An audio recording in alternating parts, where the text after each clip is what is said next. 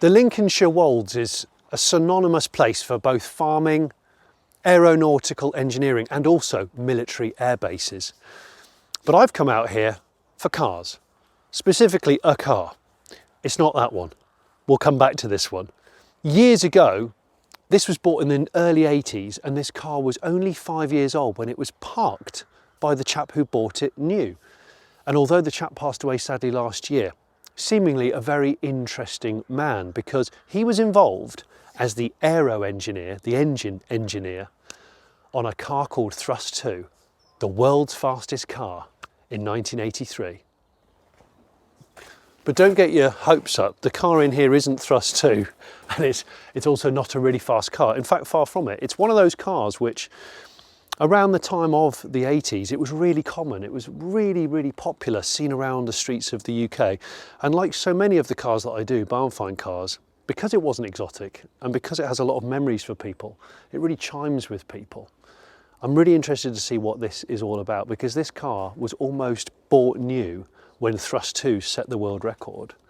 But why was it in here all this time and what conditions it in? I don't know. We're going to find out. Maybe we'll see if we can get it to fire up. I'm Jonny Smith and this is a Barnfind edition of the Late Break Show.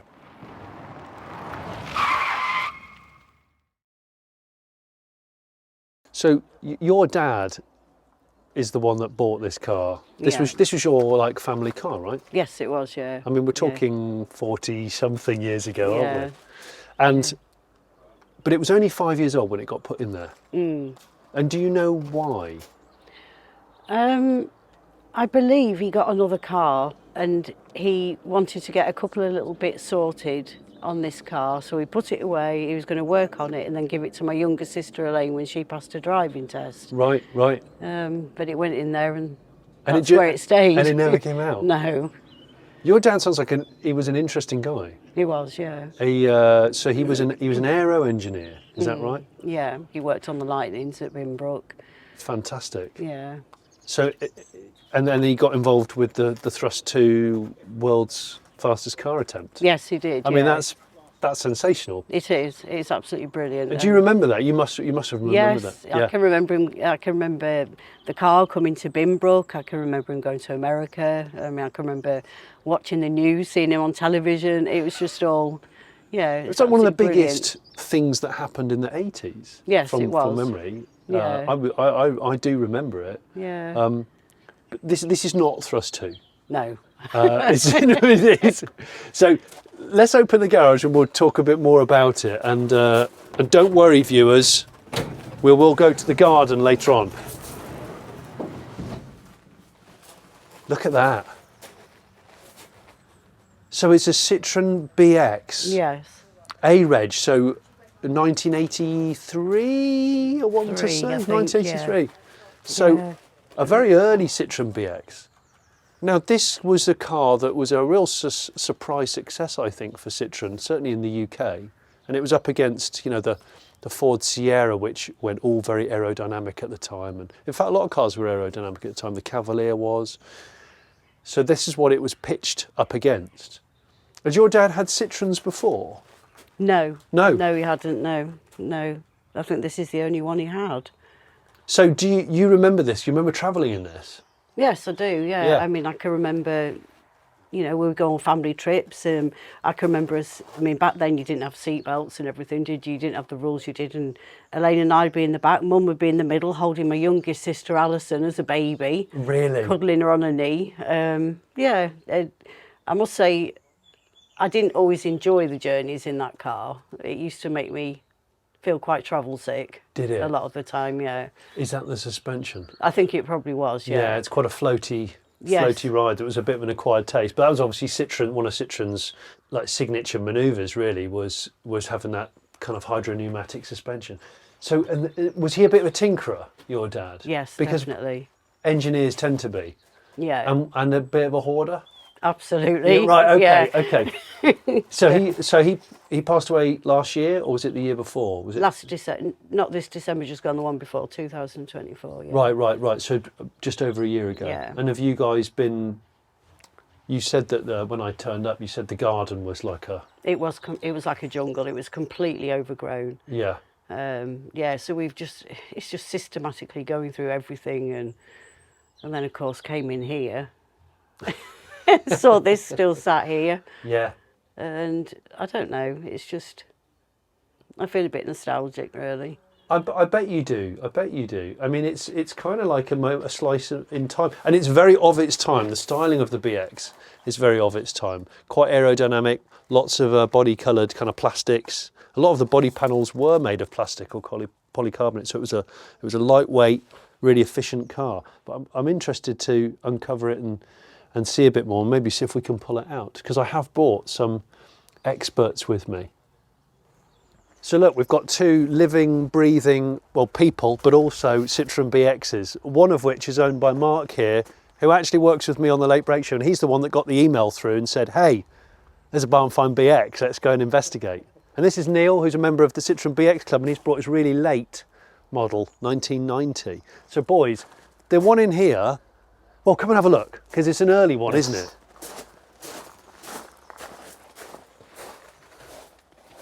So I know your BX knowledge is vastly superior to mine. I remember them well. In fact, I had a neighbour who had several of them. I know they did an estate version, the brake, and I know they did a GTI, the 16 valve, which was like very fast. 8 valve and 16 valve. The 8 valve was much more popular at the time. Right. Having had 3 of them myself. Have you? Yeah. So the great thing about the BX was that it was so light, right? It had polycarbonate plastic panels. Yeah. So it was light, it was aerodynamic, and obviously had that kind of magic carpet. Oh, yes. Yeah. Hydropneumatic suspension, which I've never worked on in my life, and hopefully I won't need to work on it today. The BX was a really like pioneering mainstream diesel car. It was around about the time when people were starting to en masse buy diesel cars as family and fleet cars. The BX, I think, won over a lot of... It was the most popular diesel at the time. Was it really? Yeah. Right. This is not diesel. This one's actually 1.6 petrol. But because it's an early car, I think that's what piqued the interest of you guys, because those cars are facelifted. This is pre-facelift, you know, early model. Yes, I think was the first registration plate on the BX in the UK. So this is an 83 car, I think. Oh, this is like the first year of manufacture. One of the first cars, I imagine. Designed by the renowned Lamborghini designer Marcello Gandini, the BX was the first car to be developed by Citroen under the ownership of the PSA Group. It is widely regarded as the car that saved Citroen from bankruptcy. The design originally came from Gandini's proposal of the Reliant FW11, which was refined to become the Volvo Tundra concept. Volvo didn't use it in production, so Citroen did. It used the same chassis as Peugeot's 405 and shared many components, but the hydropneumatic system used for the self-levelling suspension, the brakes and the power steering, seen in the DS, the GS and the CX models, were carried over, albeit simplified. There was even a Group B rally version, and I'll take any opportunity to show you that beast. The Mark I model was produced between 1982 and 86, then the second generation lasted until 1994. In total, over 2.5 million BXs were sold worldwide, making it one of the best-selling Citroens of all time. Today, there's an estimated 200 BXs left on British roads. But what I don't understand, and this is often the case with barn finds when somebody's passed away, is trying to work out at what point he left this car, what he was doing. It's jacked up at the front, I think. You can see it's obviously got a flat tyre, it's very squatted down at the back because of the suspension, but we don't know whether he was changing something like brakes. There's quite a lot of detritus under the bonnet. And weirdly also, rust in places which I wouldn't have expected to see. And I think that the roof might have had a leak and has been repaired, because the roof looks new. But it's one of these garages which I dread in some ways. It's quite a sweaty concrete garage, which does not help the survival of cars. I think that there has been some mouse-related activity, which is, so I'm going to get my, before I touch it too much, I'll get my gloves on. But I think what we'll do is I'll go and get my compressor. We'll pump the tyres up that need pumping up. We'll see if we can find that wheel, because it's at large. We've got a trim. That's valuable. Is it? Well, yes. It's immaculate. early It one. is immaculate with Yeah. a bit of cleaning. There you go. This is the thing about when you get to this level of kind of classic cars, I guess from the 70s, 80s, 90s, where there's lots of plastics. It's the brittle plastic stuff which ends up becoming the most valuable, you know, the unicorn parts. So in our initial chat, well, before we opened the garage door, John's daughter couldn't entirely remember when it came in here, but, and that's understandable, it was 30 years ago. It looks like here, 1988 was the last time it was taxed. So that's probably the last time it was driven. Bear in mind it was bought in 1983 new. It hadn't been on the road very long, had it? And we haven't seen the mileage yet. I'll have a quick look, because the interior is like so cool. We'll look at that when it's out in the sun. But the mileage is 47,000. So it probably did about, 10,000-ish a year before being put away. I hadn't noticed what this was at first, but this is a cutaway diagram of thrust 2 in a frame on the wall, but it's been water damaged or damaged in some way, bless it. So it's a reminder, I guess, for John, who was a huge part of this project, and he was ex-RAF or current RAF at the time probably, and that's why they live here near the air bases. But we're going to talk more about Thrust 2 with John's wife, Veronica, who still lives here. And I'll get her to tell me a bit more about the dead Triumph in the garden as well.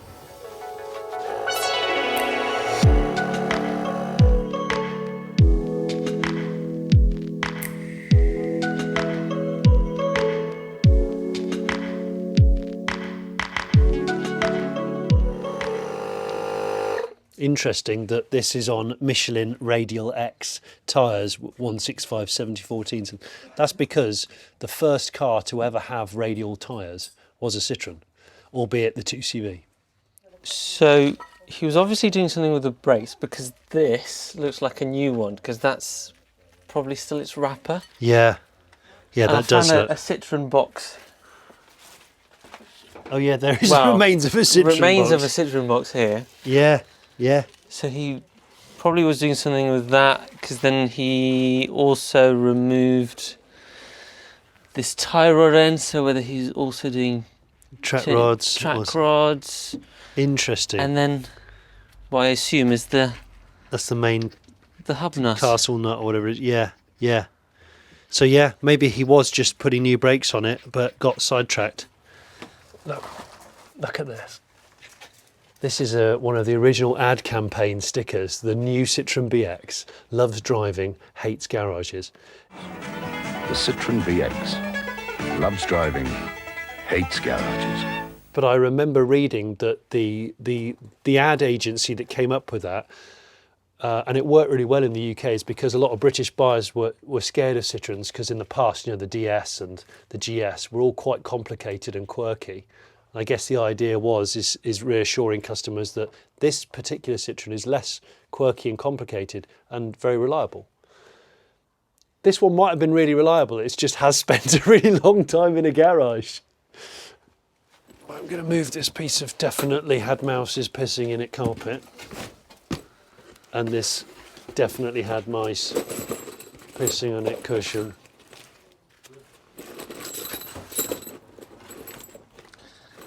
Now we can see, so the air cleaner was off it. The carb, it's carburettor, it's open carb.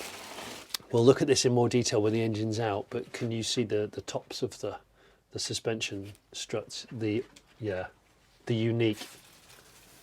The spheres. The spheres. Half nitrogen, and then a rubber diaphragm, Yeah. and then the nitrogen here, diaphragm, and then hydraulic fluid. So essentially, the nitrogen is the suspension. It is, that's right. And it's just the hydraulic fluid moving up and down. So basically this... It's the pressure of the nitrogen acting on it. Yeah. Okay, so we can't find the wheel on that side or the wheel nuts anywhere. So we're going to rob a couple of nuts off I'm going to rub one nut off this one. I've robbed one off the back wheel just to put it on to wheel it out. And Mark's going to go in the boot, and there's a full-size spare because old cars always had full-size spare wheels. So he's going to take that out, and then we should have it back on 4 wheels.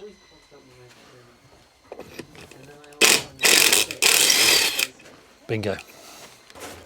Massive evidence of mouse. Yeah, there's been a mouse party in here, hasn't there?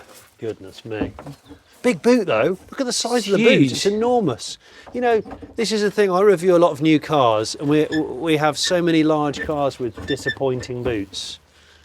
I think we've forgotten how good we were at it.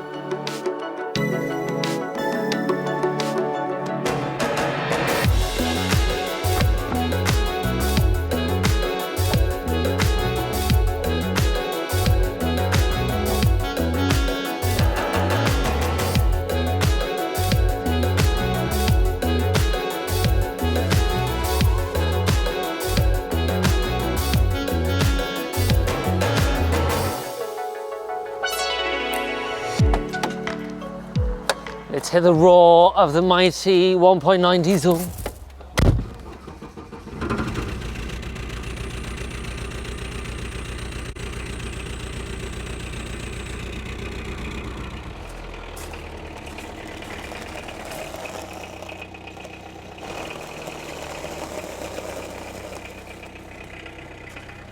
Slight embarrassing admission to make.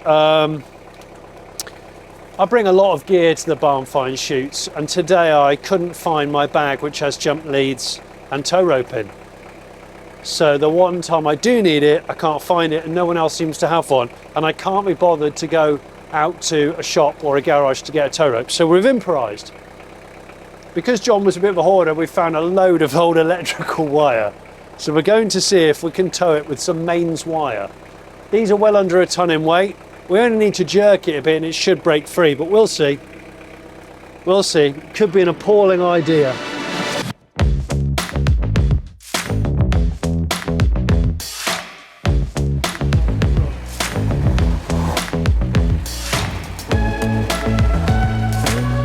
Is he all right at the back?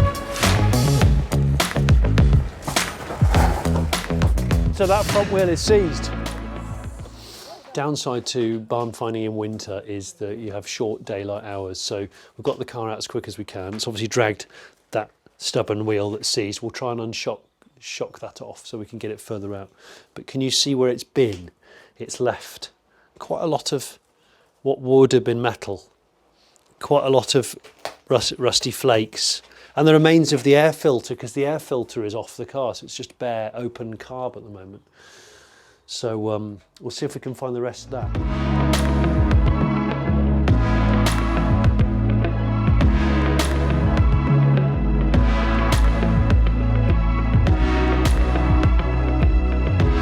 Look at the caliper, for goodness sake.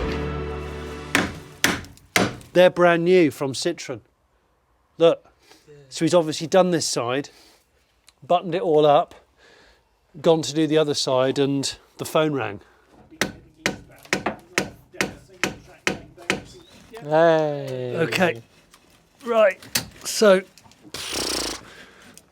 oh you bugger. Why don't you like and subscribe? Or if you know of a car that's of interest that could be a future barn find, get in touch with us.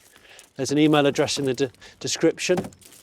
Send us some pictures, backstory, stuff like that. And maybe I'll be on your drive with a pile of electrical wire one day soon.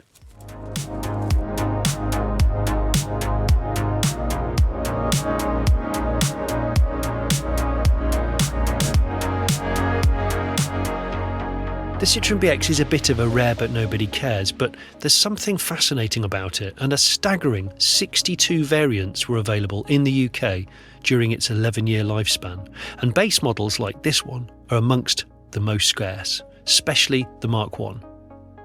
Talking of base models, Citroen called it the RS, but don't go thinking this is like a Porsche GT car, because there's no Rennsport in sight here. This means Riche Sport, and the 16 means 1.6, not 16 valve. So although John Watkins was working on the Rolls Royce Avon turbojet engine of Thrust 2, which propelled it to 650 miles an hour on its fastest run, or 1,047 kilometres an hour, his BX couldn't go beyond 109. This car was first registered in October 1983, the very same month that Thrust 2 brought the land speed record home to Britain. 633 miles an hour was the recorded speed, and it was built on a relative shoestring budget. Anyway, back to this BX. What denotes the Mark 1? Well, inside it's the cylinder drum speedometer, the digital strip tacho and the satellite control pods either side of the steering column. Citroen called these PRN units for pluie, excuse my French, rain, roue, road, and nuit, night. It had the more angular bumpers and smaller front indicators compared to the facelifted cars. I just love the flair, the uniqueness and the shapes of when Citroen really went full Citroen, and it's something I'd love to see returning to their new cars. John's BX has suffered from rot due to the damaged roof of the garage over many years, and although it really does look bad in the rear quarter panels and the door bottoms and the front radiator support, I've been assured by Neil, Peter and Mark that they've seen much worse. And as it's a Mark 1, somebody ought to save it. So Veronica, this was your family car? It was, yes. Many years ago, in 1973 I think we got it. Did you? Yes, and we had that until we got the Citroen. Really? Okay, so the Citroen came along in 83. Yeah. This got retired around 83. Yes, And it did. I mean, it's like a piece of art now. It's like a sculpture. So was it? It was certainly interesting anyway. I know, because for those of you that haven't worked out what it is, it's a Triumph 2500, isn't it? I think. Well, I know it's a Triumph, and that's as much as I Yeah, know. But it's a Mark II. It's my favourite. I love the styling of these, although it doesn't have a face anymore because it's just fallen off and returned to earth. And there's a tree growing through the driver's seat. yes, It is unbelievable. yeah, we decided to leave it, the tree. We thought, well, why not? So every summer since 1983, you've mown around it. Yeah. Yeah. But the guys, while we're having this chat, the guys are beavering away on the BX over there, and they seem confident they could get it to fire up and run today Really? before the sun goes down. So, no promises. But it'd be That nice. does surprise me. Yeah. Was it? Am I right in thinking? Because when I spoke to your daughter, she said that she didn't actually like travelling in it very much. She didn't No. really like the No, suspension, the feel of she it. wasn't very keen on it, no. And I was okay up to a point, but we didn't do very many long journeys, fortunately. I don't think I would have coped very well on a long journey because it was a funny feeling, you know. And I was all right in the front seat, Yeah. but I would often be in the back with the little ones. Because in your house, I mean, I've pulled a couple of framed photos out, which are fantastic. So Thrust 2. Yes, This is John. that's John, yes. Leaning on the Thrust 2, out in the desert. It's such a good photo. It's a lovely photograph, isn't it? It is an amazing. I mean, this car. Oh, it was beautiful. I mean, everyone knows Thrust 2. Yeah, it's a beautiful car, isn't it? It really is. It's And still. I'm not into cars. Yeah, but it looks like a spaceship. It doesn't look like a car, does it? It doesn't, no, it doesn't. And so he was involved in the project from early on. There was somebody who was there for a while before him. I've no idea why he left, or if perhaps he was posted. I don't know, but because of course John was still in the RAF then. I was going to say, so he was still RAF Yes, engineer. he was. Yes, and he was chosen to take over looking after the engine because it was a Lightning engine. Yeah. And of course he was at Binbrook, which is where the Lightning was. They were based there, so yeah. So he was a Rolls Royce engineer, pretty much. Yeah. Oh, he loved it. He loved working on that. Did he? Absolutely adored. Yes, he did. He loved every moment of it. Because this was not an easy feat. This No. whole thing. I mean, it took years, It did. didn't it? Yeah. And there were lots of false starts, as it were. And Yeah, because first of all they went to the salt flats. in Bonneville. Yeah. Yeah. But it just It rained, didn't it rain or something? It did, but also it kept sinking a bit. That's right. And so the following year, they then tried the Black Rock Desert and Nevada, Yeah. and it worked. That's right. Thank you, though. Thanks for letting us come and film and tell the story, because a lot of the time it's not just about the cars, it's about the stories for us. Yeah. You know, these aren't just cars. They're like, you know, little time machines. And sometimes the less exotic the car, the more interesting the story, Yeah. I think. So, well, this is great. While I've been talking at the end of the garden, the Citroen guru here, Peter, you've been looking over the car, haven't you, to see if it might have a chance of firing up? Yep. Well, Tell me what you found. Basically, I took the cover off, checked, make sure the cam belt was all tight, which it is. Whipped the plugs out, which they were tight, as you would expect. Yeah. But they weren't particularly bad. No, they don't look bad at all. No. Looks like it had a service very recently before it got parked up. Yeah. Cleaned the distributor cap, checked for spark, Yeah. and she's turning over quite nicely. Right, okay, that's good. I can see you've had to improvise the... Yeah, well, when I was looking, the positive lead had been cut off for whatever reason. Right. So we've rigged up a mole grip at the moment. That's great. Are you, from what I can gather with everybody today, the fact this is an early car is exciting? Yes. Yeah, because it's much harder to find one than it would be a later generation car. Yeah, the early cars are a little bit more sought after, especially A-Reg ones. There's not many of them about. Yeah. But like I say, it's got the usual... You didn't seem phased. You didn't think it was that rotten. I thought it was really. very rotten, but you seem to think that it's not rotted as hideously as they can. No, there is a lot worse. I mean, there's a lot of surface rust, but well, that's what you'd expect. Yeah. And especially if it's been in a garage with a leaky roof. Well, the garage with not a lot of roof, it seems. Yeah. Yeah. Okay, so we've got a spark. That's good. Do you? You've tipped a tiny bit of petrol down its throat. Yep. We still don't know where the air filter is, but no. Do you want me to attach the can of hope to? Yeah. You said that's the fuel Yeah, pump. that's the fuel pump. Which is amazingly accessible. I'm loving that. Yeah. It's really close to the distributor as well. Yeah. Well, it's picking up off the cam. Of course, yeah. So I can, if you want, rig up the can of yeah. hope. Yep. Yeah. We're ready for that.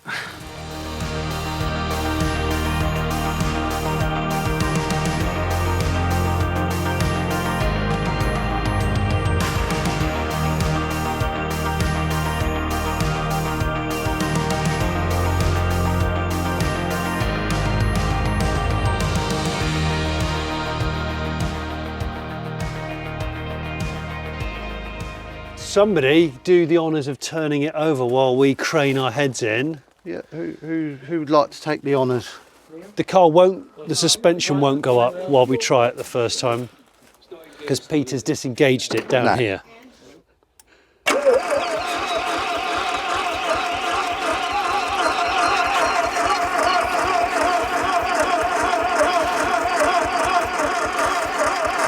Oh, there's fuel pissing out from down there.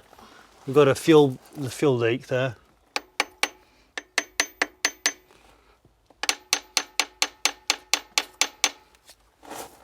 Try it again.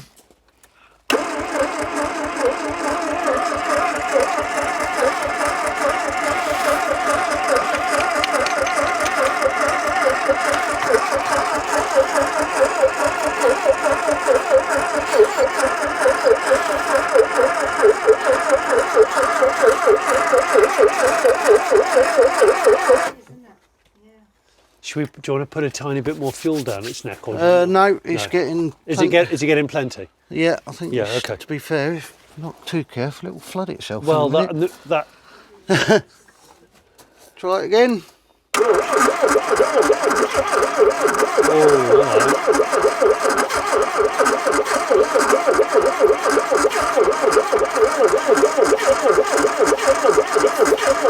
That sounds better.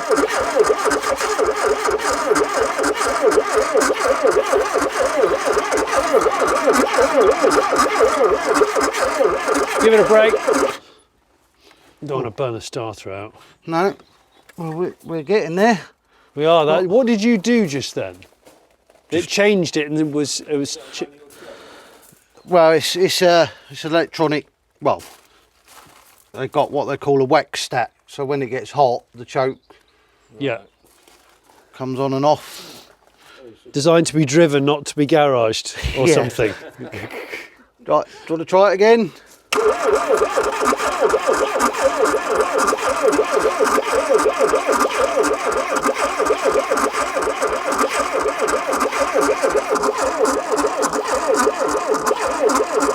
Battery's getting. Yeah, okay. It's definitely that battery's slowing down, isn't it? I want to say, or Yeah.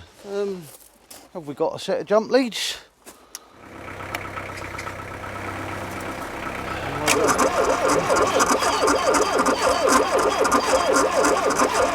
it's being resuscitated by another one.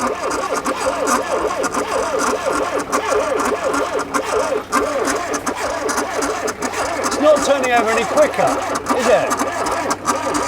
Okay, hold it there. It's not getting a good enough connection, is it? We're running out of terminal space. Right, well, we'll see what we've got there. So it might be just the starters. The starter could be. It could be an earth on the starter, and the amount of corrosion on the rest of it, the amount of damp. You never know, do you? Sadly, this time we couldn't get the BX to fire up. Peter maintains that with a bit more time and a proper battery terminal, it'd fire, and I really believe him. All it now needs is a new owner. The family would love John the Jet Engine Engineer's BX to go to someone who will get it back on the road and give it the love that it deserves. And maybe you're that person. There's an email in the description to get in touch with them. If you're someone who watches and doesn't subscribe, I would love you to commit and press the button to subscribe to The Late Break Show. We are getting closer to 1 million subscribers, and every viewer helps. We also have a Patreon page if you'd like to support us that way, or a merch shop. Links for both of these are in the description. As always, thanks for watching.